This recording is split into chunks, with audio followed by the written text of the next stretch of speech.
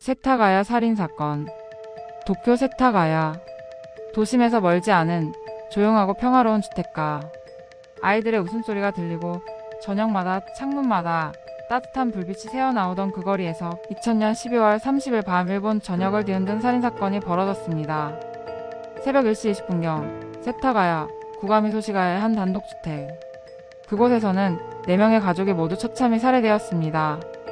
아버지 미야자와 미키오, 어머니 야스코, 딸 리나, 아들 렉. 평범하고 행복했던 이 가족에게 그날 밤 누군가 찾아왔습니다. 그리고 단 몇 시간 만에 그 집은 피와 절규로 뒤덮인 지옥이 되었습니다. 경찰이 현장을 확인했을 때 그 집 안은 상상할 수 없을 만큼 끔찍했습니다. 피는 벽과 천장에까지 튀어 있었고 칼자국은 가족들의 몸을 수십 번이나 관통했습니다. 하지만 이상한 점은 너무 많았습니다. 범행 직후 도망쳤어야 할 범인은 그 집에서 오히려 편안히 시간을 보냈던 겁니다. 냉장고를 열고 아이스크림을 먹고 멜론을 꺼내 홍차를 마셨습니다. 컴퓨터를 켜고 인터넷을 사용했으며 심지어 화장실까지 썼습니다. 부엌 싱크대에는 그가 씻은 손의 피가 남아있었고 수건엔 그의 DNA가 묻어 있었습니다. 도대체 그는 누구였을까요? 시간을 돌려 사건이 일어난 그날 밤으로 돌아가 봅니다. 미야자와 가족은 평소와 다름없이 조용한 저녁을 보냈습니다. 아이들은 TV를 보고 어머니는 부엌에서 설거지를 했고 아버지 미키오는 컴퓨터 앞에 앉아 있었습니다. 그날 저녁, 가족은 이웃과 짧게 인사를 나누었고 밤 11시쯤엔 모두 잠자리에 들었을 것으로 추정됩니다. 그런데 새벽 1시 무렵 정적을 깨는 소리가 들렸습니다. 창문이 깨지는 소리, 그리고 곧이어 짧은 비명. 범인은 2층 욕실 창문으로 침입했습니다. 그 창문은 높이 약 2m, 방충망이 뜯겨 있었고 창문 아래엔 외부에서 밟고 올라온 듯한 신발 자국이 남아있었습니다. 그는 창문을 통해 2층으로 들어와 아이들이 자고 있던 방으로 향했습니다.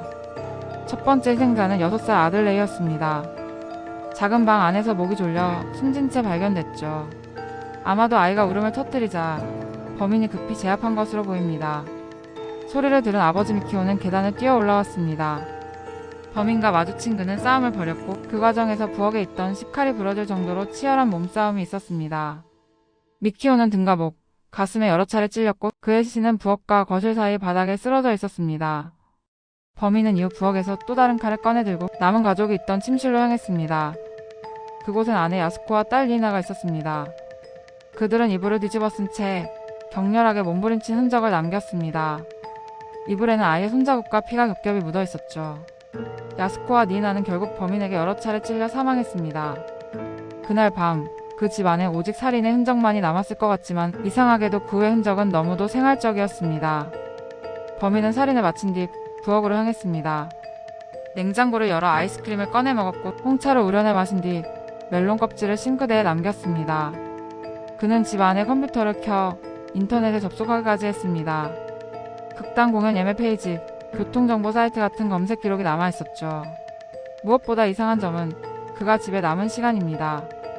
수사 결과 그는 적어도 2시간 이상 집 안에 머물렀던 것으로 보입니다. 살인을 저지르고 손을 씻고 음식을 먹고 컴퓨터를 하다가 사라졌습니다. 현장엔 그의 흔적이 가득했습니다. 혈은 지문, 신발 자국, 모자, 점퍼, 장갑, 힙색 흉기. 그중 점퍼와 가방은 일본 제품이 아니었습니다.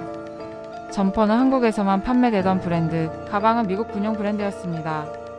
게다가 신발 자국은 일본에서 거의 팔리지 않던 모델이었습니다.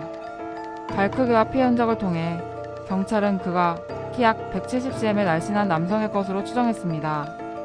혈액형은 O형. DNA를 분석한 결과 북에는 동아시아 계통, 목에는 지중해 쪽, 남유럽 계통으로 밝혀졌습니다.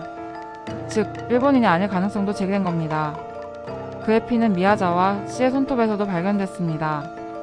싸움 중 범인이 손을 다쳤고 그 피가 집 안 곳곳에 튀어 있었습니다. 하지만 그렇게 명확한 DNA가 있음에도 25년이 지난 지금까지도 그 어떤 인물과도 일치하지 않았습니다. 전과자 데이터베이스, 병원 기록, 군인 신상 모두 대조했지만 아무도 그 DNA를 가진 사람은 없었습니다. 그는 마치 세상 어디에도 존재하지 않는 사람처럼 사라졌죠. 또 하나의 수수께끼는 시간입니다. 사건이 벌어진 시각이 너무나 절묘했습니다. 2000년 12월 30일 밤. 다음 날은 연말, 일본 전역이 휴일을 앞두고 있던 시기였죠. 이웃집 대부분은 친척집이나 시골로 떠나 있었고 거리는 평소보다 훨씬 조용했습니다. 게다가 바로 옆집은 경찰이 살고 있었지만 그는 사건이 일어날 당시 이미 다른 지역으로 이동한 상태였습니다. 범인은 이 사실을 알고 있었던 걸까요? 아니면 단순한 우연이었을까요? 경찰은 사건 이후 총 26만 명이 넘는 인원을 투입했습니다.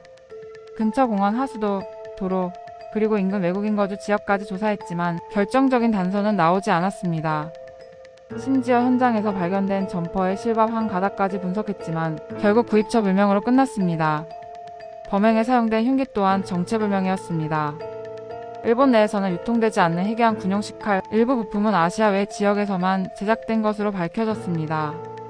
그날 밤 범인은 도대체 왜 그렇게 침착했을까? 누구도 이해할 수 없었습니다. 보통의 살인범이라면 공포나 패닉에 휩싸여 급히 도망쳤을 텐데 그는 오히려 살해 후의 일상을 보냈습니다. 냉장고 문을 열고 아이스크림을 먹고 컴퓨터를 사용하고 화장실을 이용하고 심지어 이불 위에 편하게 앉아있던 흔적까지 있었죠. 경찰은 이 점에서 정신이상자 가능성도 제기했지만 그가 보여준 치밀한 침입 경로와 행동 패턴은 너무나 계산적이었습니다. 일부 전문가들은 범인이 가족 중 누군가를 알고 있었을 가능성도 말합니다. 집 구조를 너무 잘 알고 있었고 침입 경로 역시 사전에 탐색한 흔적이 있었기 때문이죠. 하지만 가족, 친척, 친구, 회사 동료 누구도 용의 선상에 오르지 않았습니다. 그는 완벽하게 외부인이었습니다. 그러나 동시에 이 집을 너무 잘 아는 내부자 같았습니다. 사건 이후 25년 동안 세타가의 그 집은 그대로 남아있습니다. 그곳은 이제 살인의 집이라 불리며 아무도 살지 않습니다. 창문엔 봉인 테이프가 붙어있고 정원은 잡초로 뒤덮여 있습니다. 밤이 되면 집 안에서 아직도 희미한 불빛이 새어나온다는 목격담이 끊이지 않습니다. 사람들은 그 집 앞을 돌아서 걸어가며 아이들에게 이렇게 말합니다. 그 집에는 가까이 가지 마. 경찰은 여전히 사건의 진범을 찾지 못했습니다. DNA는 남아있지만 신원은 없습니다. 모든 증거가 남았지만 단 한 사람만 사라진 사건. 세타가의 일가 살인사건은 지금도 일본 미스터리의 상징으로 남아있습니다. 그리고 지금 이 순간에도 누군가는 어딘가에서 그날 밤에 피 묻은 손을 씻으며 아무 일 없었다는 듯 살아가고 있을지도 모릅니다.